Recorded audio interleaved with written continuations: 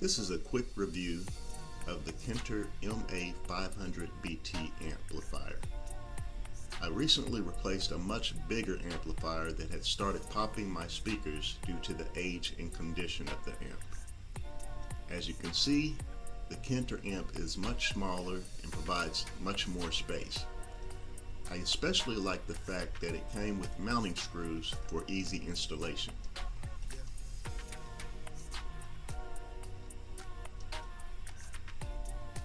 The Kinter amp also features additional functions such as Bluetooth and USB drive playback.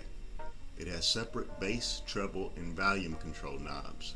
There is a mode button to easily switch between the different functions. The Kinter app has an input for MP3 player and standard RCA stereo input jacks, connectivity for 4 speaker channels, and is powered with an included AC adapter. There are buttons on the unit that can be used to skip through the tracks on your USB drive and pause the tracks.